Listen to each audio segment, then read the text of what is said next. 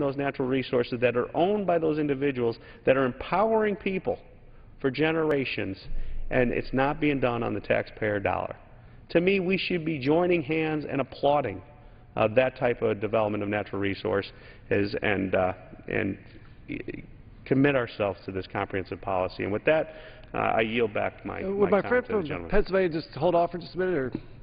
Or could you talk a little bit about the Marcellus shale play and how it's impacted your state? Well, I will tell you, being from New York and being down in the northern tier of Pennsylvania, right now New York is in the process of finalizing its regulations to make sure it can be done safely and responsibly. But I have the honor of representing the 29th Congressional District, which is right along the Pennsylvania border. And what we have seen is we have seen the spillover effect from the economic opportunities and economic development that is going on in the state of Pennsylvania from the development of the Marcellus Shale. We have one of my counties in my district, Chemung County, leading the state in sales tax revenue numbers because of the economic impact coming across the border for our hotels, our restaurants, all the activity that we're talking about. I've heard from retailers. I've heard from a dry cleaning outfit in my hometown of Corning, New York, that was raising an additional $6,000 a month from cleaning the overhauls in the uniforms from the Marcellus Shale workers that are performing work in the state of Pennsylvania. You know what that means? That means he was able to give his employees a bonus for the first time in years. He was able to hire more people in our home area.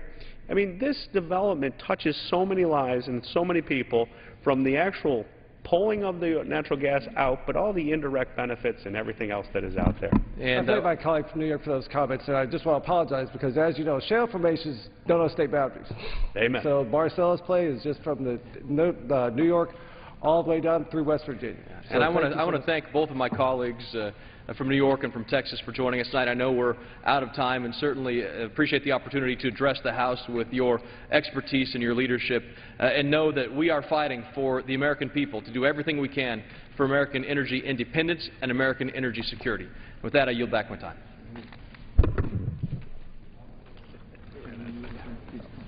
Gentleman yields back his time. Under the Speaker's announced policy of January 5, 2011, the Chair recognizes the gentleman from Texas, Mr. Gohmert, for 30 minutes.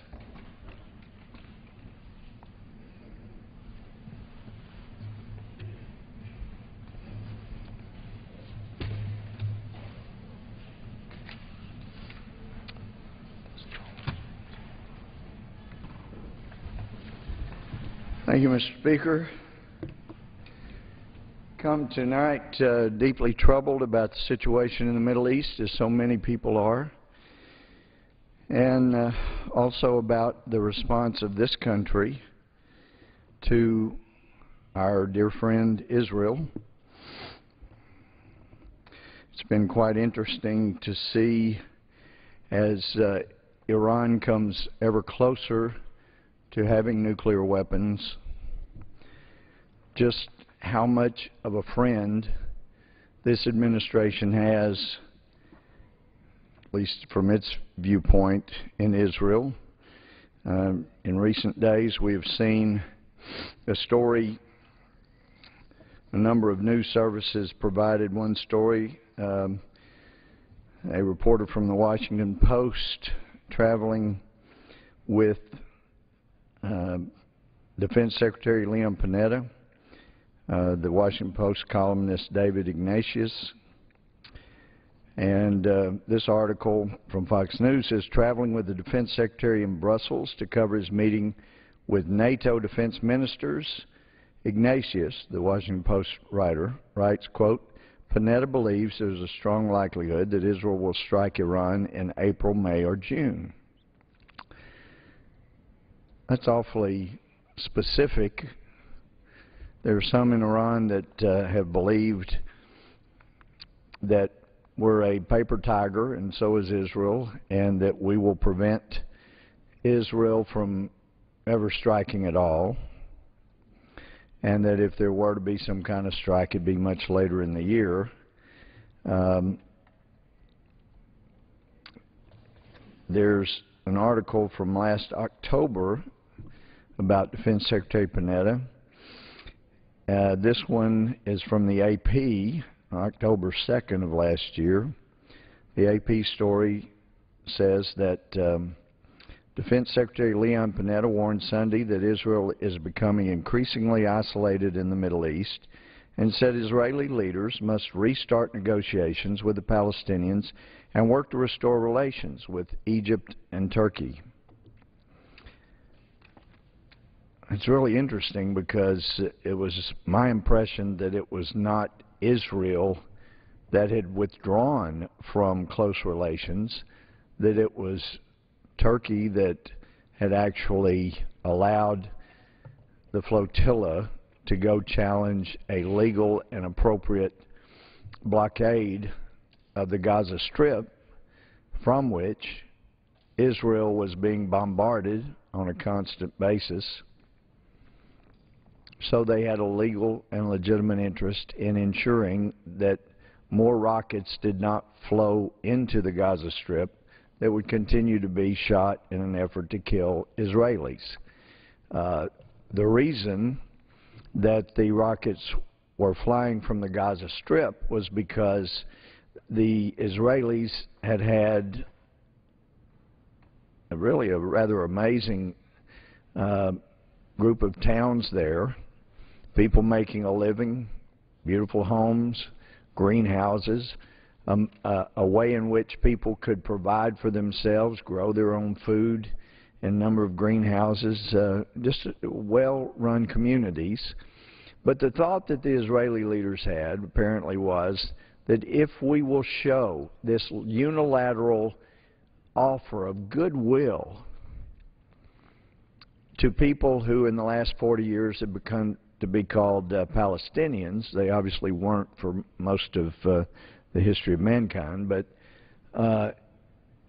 if they would do this amazingly gracious unilateral act, that it would be rewarded.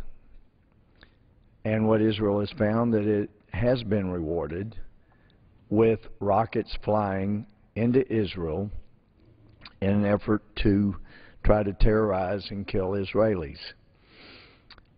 Previously, years before that, Israel had made an offer and did provide land from which it had been attacked, which it had acquired in southern Lebanon. And lo and behold, they were rewarded by being attacked from southern Lebanon, having soldiers kidnapped from southern Lebanon. So it's interesting to hear this administration and people from this administration in the top positions talk about how Israel needs to restart negotiations, that Israel is becoming increasingly isolated, how Israel must reach out more, when it seems that each time Israel reaches out its hand gets shot at and efforts are made to chop it off. This article from back in October quotes Secretary Panetta as saying, "It's pretty clear that at this dramatic time in the Middle East, when there have been so many changes, that it's not a good situation for Israel to become increasingly isolated." And that's what's happening. The article from the AP says, Panetta said the most important thing now is for Israel and its neighbors to try to develop better relationships so that in the very least they can communicate with each other rather than taking these issues to the streets. This article points out that the Palestinians, meanwhile, have said they won't return to talks unless Israel freezes settlement buildings and accepts the pre-1967 war frontier as a baseline for talks, which is somewhat akin to saying, well, if Mexico were to be launching rockets or doing things to terrorize American citizens, that if we'll just go back to where we were before the U.S.-Mexican War, then everything will be just fine. The United States went to war because of the same kind of unfairnesses that were seen by the founders of this land. Dennis Miller put it this way: the founders were willing to go to war when the British simply put a tax on their breakfast drink. So in all likelihood, they would be standing up firmly for a taking of liberties more so than we do sometimes today. And in fact, if we stood firmly on the liberties of the United States citizens and efforts by others in the world to destroy us, efforts by others in the world who have said they will destroy our way of life, they want to destroy our country, then perhaps we would be a little safer today. I have a resolution that was filed. We've got lots of co-sponsors. It was filed in May of last year, and I'm still in hopes that we could bring this to the floor, because this is the response we should have to nations around the world trying to isolate Israel. We should let them know how we stand with them. We stand with people who are democratically elected. We stand with people who have freedom of worship. We stand with people who will not terrorize Christians, terrorize Jews, terrorize Muslims, where all will be allowed to practice their religion, any religion, and those ought to be our best friends. And yet, to the contrary, this nation seems to run to the aid of those, like in Afghanistan right now. We were advised last year that the last Christian church has now been closed, driven out of Afghanistan. This is the Afghanistan that American treasure and American lives were sacrificed to secure what we thought would be a democratic nation where they would choose peace. And in fact, there has not been peace. The Taliban have actually increased in number dramatically since the days when we had them on the run, had basically defeated them in early 2002.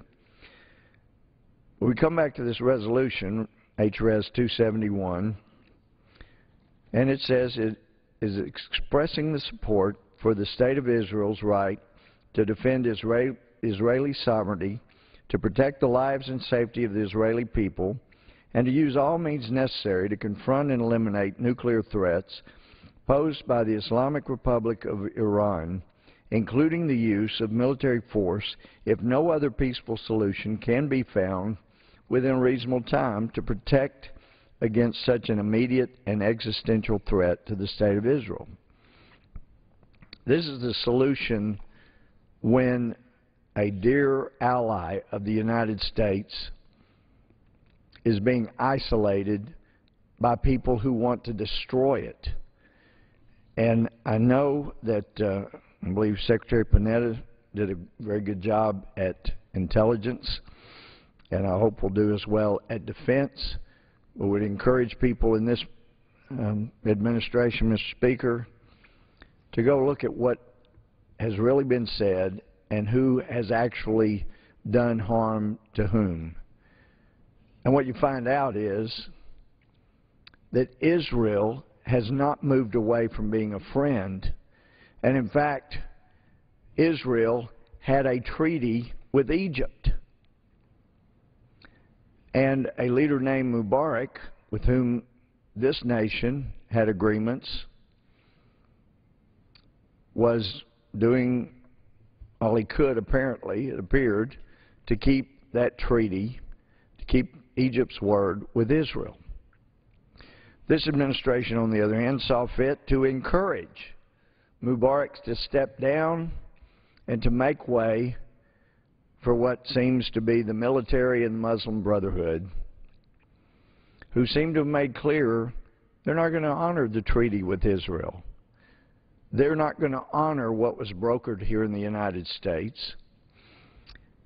And so, once again, we have a United States administration who seems to have been left with egg on their faces, as President Carter's administration was. I don't know if they ever realized it. But when President Carter thought the Ayatollah Khomeini was a man of peace and was coming back to Iran, and that it was a good thing, we soon found otherwise. And by 1979, they were at war with America. It's just that we didn't recognize that there were radical Islamists at war with us until after the attack on 9/11. Not even the attack on the World Trade Center in 1993 was enough to convince us. Not an attack on the U.S. coal, not an attack on our embassies, not an attack on different U.S. properties around the world. It took 9/11 before we realized there are radical Islamists that are at war with us. And even though this administration has seen to the changing of the FBI lexicon, where in training FBI agents and others who are trying to and charged with defending our nation, it's no longer appropriate to use words in the FBI lexicon, they're not there, of Al-Qaeda, radical Islamists. We use radical extremism instead. And as some experts on radical extremism, in other words, radical Islamists, have said, unless you understand what your enemy believes, how in the world can you prepare against an attack from that enemy? And as someone else had told me, this administration has been in the process of blinding those who are charged with trying to protect us. Can't use the terms that were repeatedly used in the 9/11 Bipartisan Commission report at a time when they didn't know it was politically incorrect to accurately classify people who wanted to destroy your way of life. So in this resolution regarding Israel's right to defend itself, it seemed that there was no better thing to do than to go to quotes and to the actual history in the region. It points out that whereas archaeological evidence exists confirming Israel's existence as a nation over 3,000 years ago in the area in which it currently exists, despite assertions of its opponents.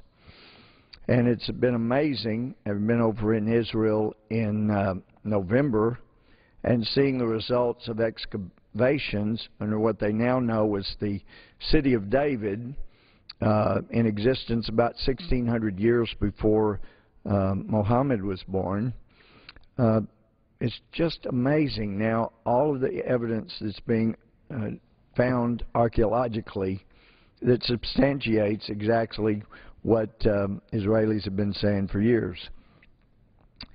The resolution says, whereas with the dawn of modern Zionism, the national liberation movement of the Jewish people some 150 years ago, the Jewish people determined to return to their homeland in the land of Israel from the lands of their dispersion.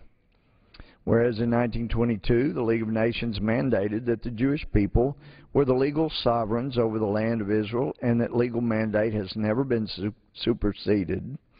Whereas in the aftermath of the Nazi-led Holocaust from 1933 to 1945, in which Germans and their collaborators murdered 6 million Jewish people in a premeditated act of genocide, the international community recognized that the Jewish state, built by Jewish pioneers, must gain its independence from Great Britain. Whereas the United States was the first nation to recognize Israel's independence in 1948, and the State of Israel has since proven herself to be a faithful ally of the United States in the Middle East. Whereas the United States and Israel have a special friendship based on shared values and together share the common goal of peace and security in the Middle East. Whereas on October 20th, 2009, President Barack Obama rightly noted that the United States-Israel relationship is, quote, a bond that is much more than a strategic alliance. Whereas the national security of the United States, Israel, and allies in the Middle East face a clear and present danger from the government of the Islamic Republic of Iran seeking nuclear weapons and the ballistic missile capability to deliver them, whereas Israel would face an existential threat from a nuclear weapons-armed Iran, whereas President Barack Obama has been firm and clear in declaring the United States' opposition to a nuclear-armed Iran, stating, for example, on November 7, 2008, quote, "Let me repeat what I stated during the course of the campaign. Iran's development of a nuclear weapon, I believe, is unacceptable," unquote. Whereas on October 26, 2005, at a conference in Tehran called World Without Zionism, Iranian President Mahmoud Ahmadinejad stated, "God willing, with the force of God behind it, we shall soon experience a world without the United States and Zionism." Whereas the New York Times reported that during his October 26, 2005 speech, President Ahmadinejad called for, quote, "this occupying regime, Israel, to be wiped off the map." Whereas April 14, 2006, Iranian President Ahmadinejad said, quote, "Like it or not, the Zionist regime, Israel, is headed toward annihilation."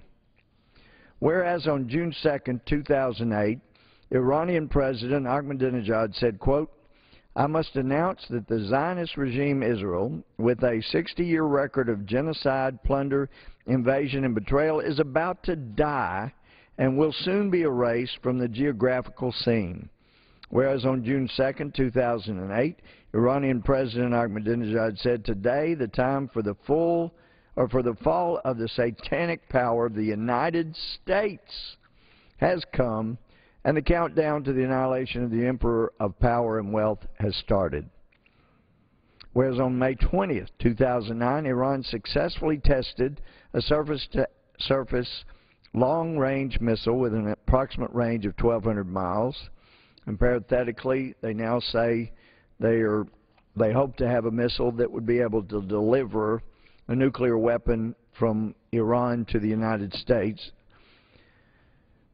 Nonetheless, the resolution said, whereas Iran continues its pursuit of nuclear weapons, whereas Iran has been caught building 3 secret nuclear facilities since 2002 at least, whereas Iran continues its support of international terrorism, has ordered its proxy Hezbollah to carry out catastrophic acts of international terrorism, such as the bombing of the Jewish AMIA Center in Buenos Aires, Argentina in 1994, and could give a nuclear weapon to a terrorist organization in the future, whereas Iran has refused to provide the International Atomic Energy Agency with full transparency and access to its nuclear program, whereas United Nations Security Council Resolution 1803 states that according to the International Atomic Energy Agency, quote, Iran has not established full and sustained suspension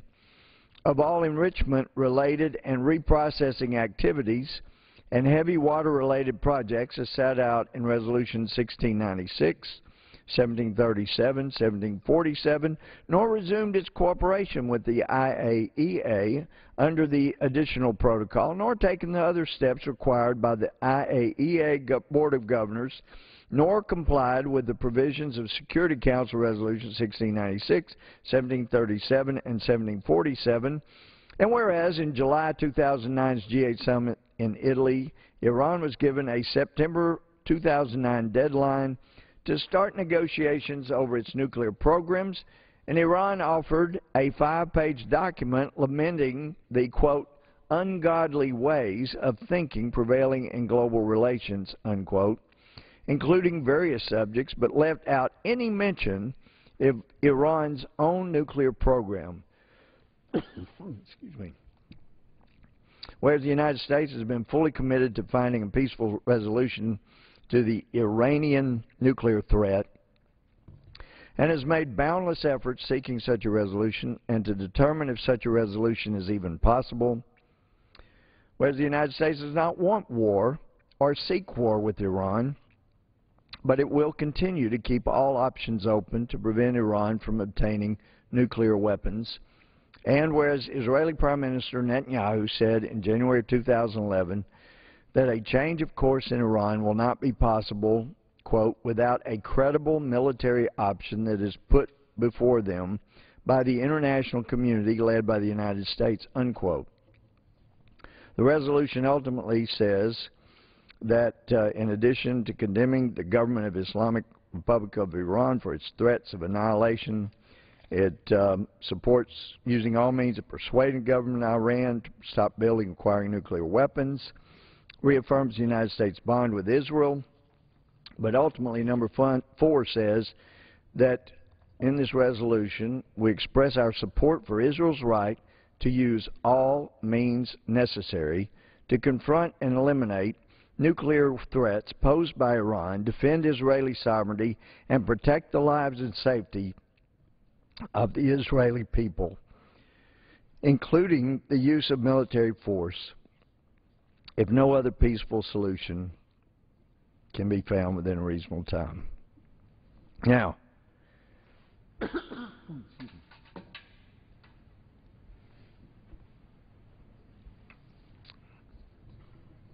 we know that in May of last year, President Barack Obama addressed the American-Israeli Pact here in Washington, D.C., and one of the statements that has not been lost on Israel and should not be lost on the people who elected President Obama, and it certainly hasn't been lost on Iran, the President made this statement.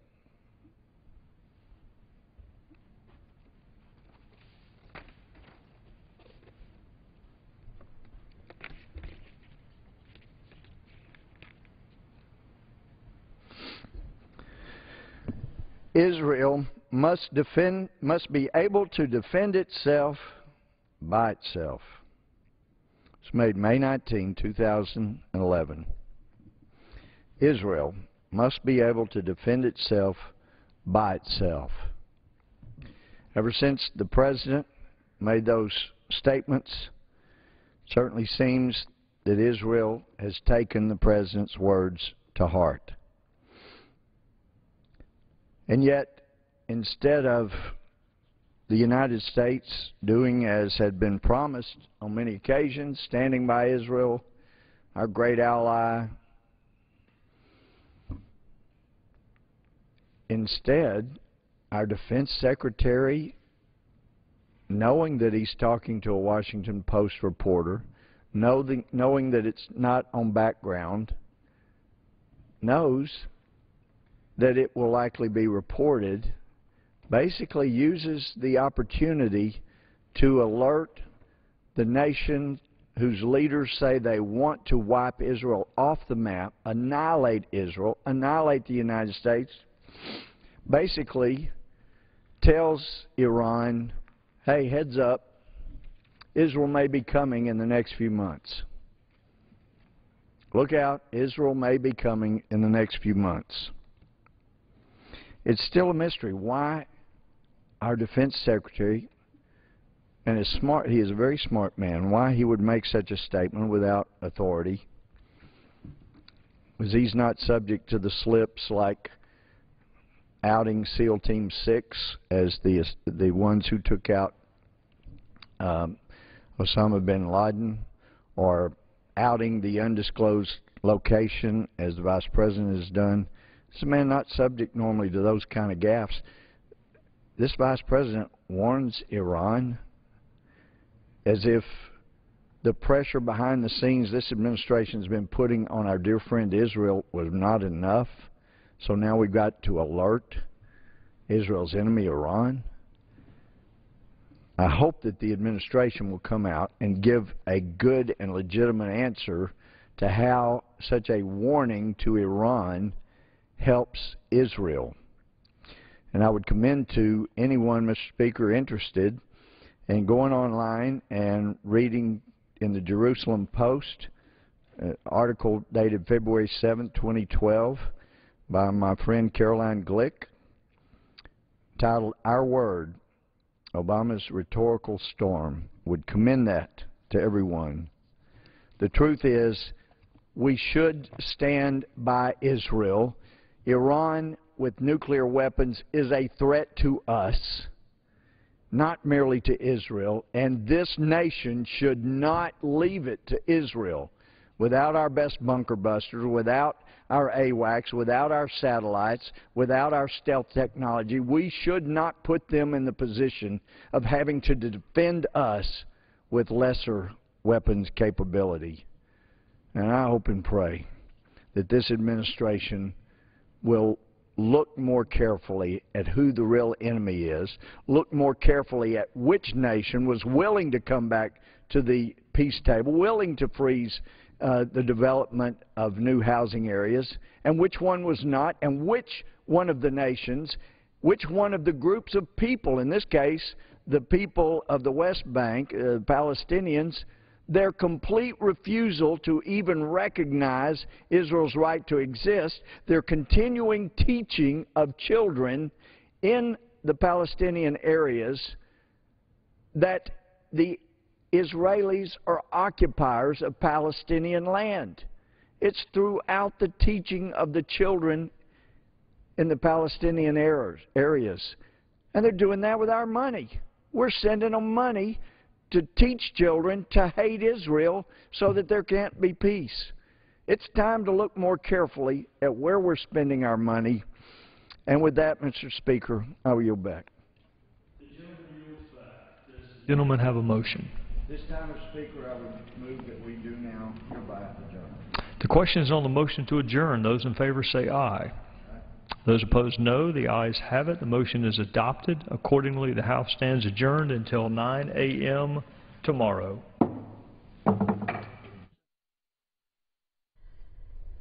Lawmakers today worked on a bill granting the president line-item veto authority. The measure